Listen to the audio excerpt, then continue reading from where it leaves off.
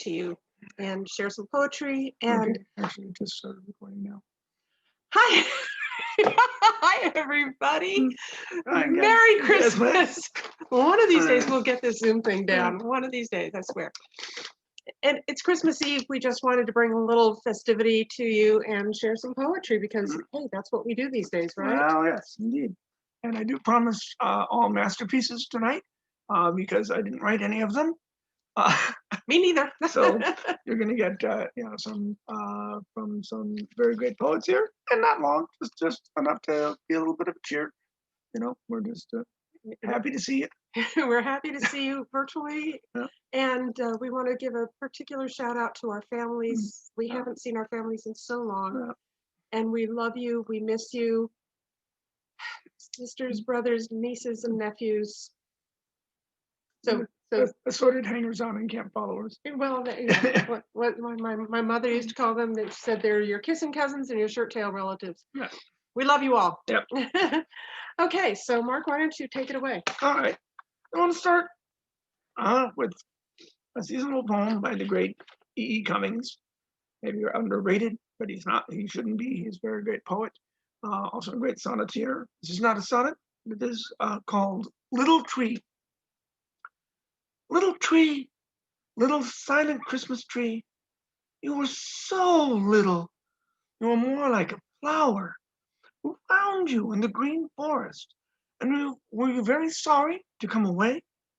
See, I will comfort you because you smell so sweetly. I will kiss your cool bark and hug you safe and tight, just as your mother would. Only don't be afraid. Look, the spangles that sleep all year in a dark box, dreaming of being taken out and allowed to shine. The balls, the chains, red and gold, the fluffy threads. Put up your little arms, and I'll give them all to you to hold. Every finger shall have its ring, and there won't be a single place dark or unhappy. Then, when you're quite dressed, you'll stand in the window for everyone to see, and how they'll stare. Oh, but you'll be very proud. And my little sister and I will take hands looking up at our beautiful tree, and we'll dance and sing, Noel, Noel. I love that. I hadn't heard that before. Mm-hmm. In this year where so much has been challenging and dark, we felt it was our civic duty to put up Christmas lights out front this year. It just cheers me when I go down a dark street to see some Christmas lights or a Christmas tree in the window. So, my turn? Okay. Yeah, your turn to go with the... So, we have a lot of nieces and nephews. A lot. At least 35. No, I stopped counting after 26. I just lost track. 35. But some of them I helped raise, and I used to read poetry to them. I used to read books to them a lot. And one of them was The Night Before Christmas. And so here's to all you nieces and nephews and other people who love Christmas poems. Very old traditional poem, which is evidently his cue to leave. Hello.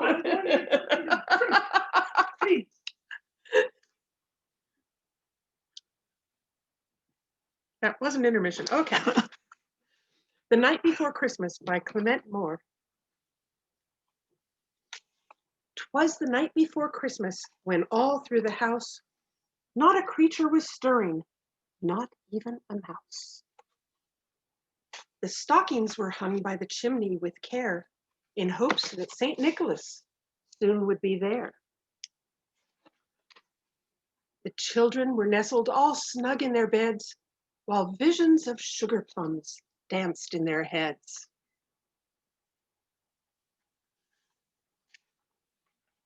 And Mamma in her kerchief and I in my cap had just settled down for a long winter's nap. When out on the lawn there arose such a clatter, I sprang from my bed to see what was the matter. Away to the window I flew like a flash, tore open the shutters and threw open the sash. The moon on the breast of the new fallen snow gave a luster of midday to objects below, when what to my wondering eyes should appear but a miniature sleigh and 8 tiny reindeer.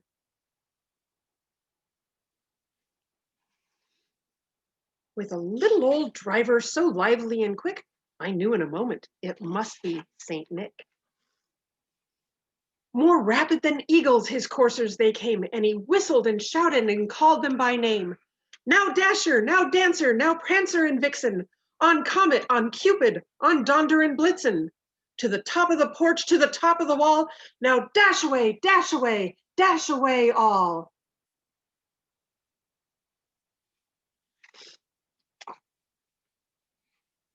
As dry leaves that before the wild hurricane fly, when they meet with an obstacle, mount to the sky, so up to the housetop the coursers they flew, with a sleigh full of toys, and St. Nicholas too.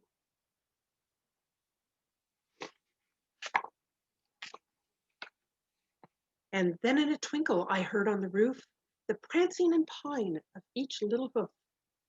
As I drew in my head and was turning around, down the chimney St. Nicholas came with a bound.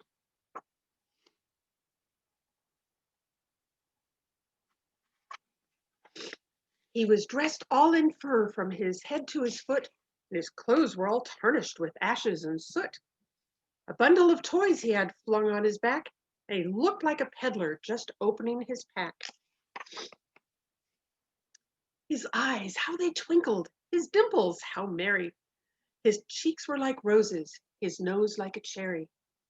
His droll little mouth was drawn up like a bow, and the beard on his chin was as white as the snow. The stump of a pipe he held tight in his teeth, and the smoke, it encircled his head like a wreath.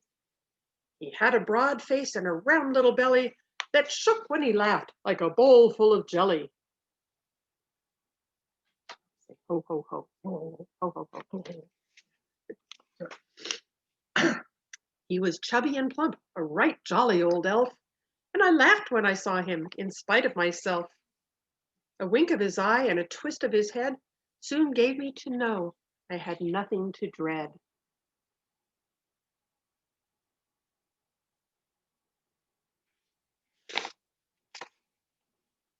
He spoke not a word, but went straight to his work and filled all the stockings, then turned with a jerk. And laying his finger aside of his nose and giving a nod, up the chimney he rose.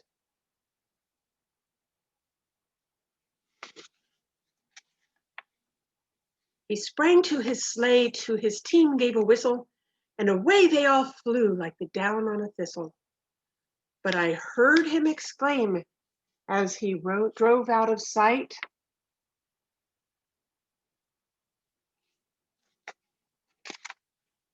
Happy Christmas to all, and to all a good night. Happy Christmas, everyone. Merry Christmas. Ho, ho, ho. Stockings. Those are our childhood stockings. Chimney over there. It's the back of it, but it's a sewed chimney. It hasn't worked since the 1989 earthquake. Yeah. But that's the stocking. The red stocking was made by Mark's mom for him, and the other stocking was made by my mommy for me. About 65 years ago. A while back is what Yes, I prefer to say, but you know. They are antiques. Okay. Kind of like your host here. Yeah. Yeah. So what's next? Oh, this is kind of the after Christmas poem by the great William Carlos Williams. As soon as Joni said we should maybe do a Christmas show, and knowing I had not written any Christmas poems except one about working in a liquor store on Christmas, seemed Which is a good inappropriate. poem. Yes, but I can't find it because it's so old it wasn't stored on a computer. But so we're gonna go with William. When Joni suggested doing this, the first poem that occurred to me is this great poem by William Carlos Williams called "Burning the Christmas Greens." So this is after everything's unwrapped, after all the presents have been opened. This is when this takes place. Their time passed, pulled down, cracked and flung to the fire, go up in a roar. All recognition lost, burnt clean, clean in the flame. The green dispersed, a living red, flame red, red as blood, wakes on the ash, and ebbs to a steady burning. The rekindled bed become a landscape of flame. At the winter's midnight, we went to the trees, the coarse holly, the balsam, and the hemlock, for their green. At the thick of the dark, the moment of the cold's deepest plunge, we brought branches cut from the green trees to fill our need, and over our doorways about paper Christmas bells covered with tin foil and fastened by red ribbons. We stuck the green prongs in the windows and hung woven threads above pictures in the living green.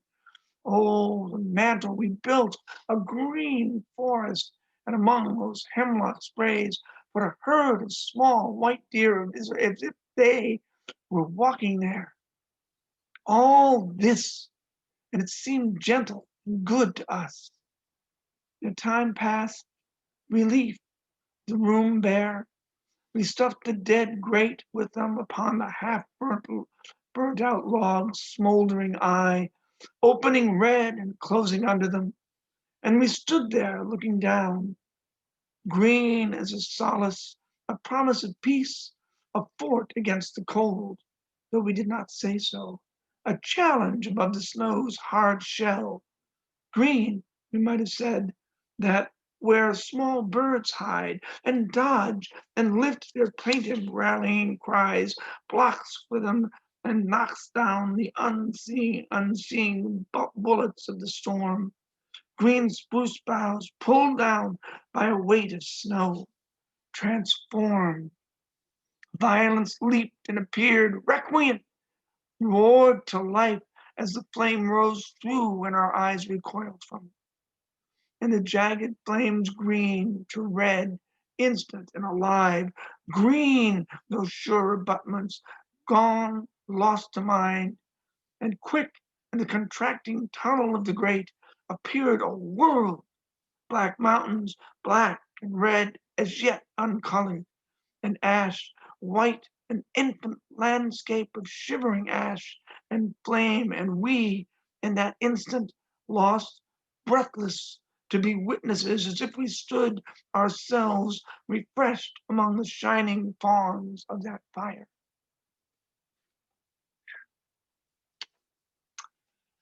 Dr. Williams. Dr. Williams knew his stuff. Yes, Absolutely. and he did. I'm happy and proud to say of him. Well, everybody else, he went to Europe, in the early part of the 20th century and did the Paris thing. He came back and worked in Paterson, New Jersey, all his life as a pediatrician. And I know at least one person whose pediatrician he was. I knew one. David Ish was one of his patients. And so we kind of burned the Christmas greenery, and then maybe you take the wood and make something out of it, and you make a table. And our current poet laureate in the United States is a woman named Joy Harjo. She's the first Native American to hold that post. She's the only person to hold the post for 3 terms. I don't know who she's by. But Darn fine poet. darn fine poet. And so something contemporary, more or So less. we're going to wrap up with this one? Yep. Okay. And it is called Perhaps the World Ends Here. The world begins at a kitchen table. No matter what, we must eat to live. The gifts of earth are brought and prepared, set on the table. So it has been since creation. It will go on. We chase chickens or dogs away from it. Babies teethe at the corners. They scrape their knees under it. It is here that children are given instructions on what it means to be human. We make men at it. We make women. At this table, we gossip, recall enemies, and the ghosts of lovers. Our dreams drink coffee with us as they put their arms around our children.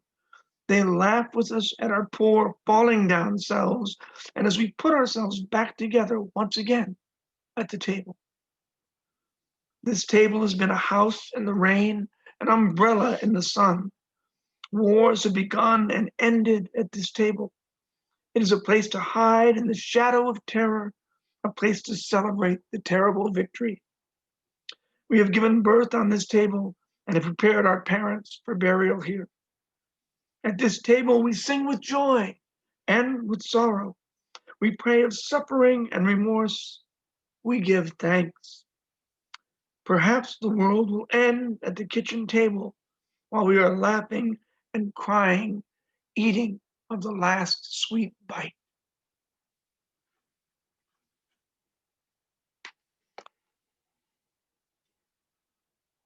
And he read that poem while we are sitting here at the kitchen table that has been in my family since my parents got married in 1938. This is the table that I grew up at, and we have had this table since 1988 for 32 years. Good. We've eaten all our meals here. He's written his poems at this table. A lot of good times at this table. Yes. And Christmas is about so many things. One of them is traditions, and that's a good poem. That's what I thought. Yeah, a good poem for Christmas. And I was thinking of how long the table's been with us when we chose it. Yes. So, okay, now I'm all teary. Yes. Okay.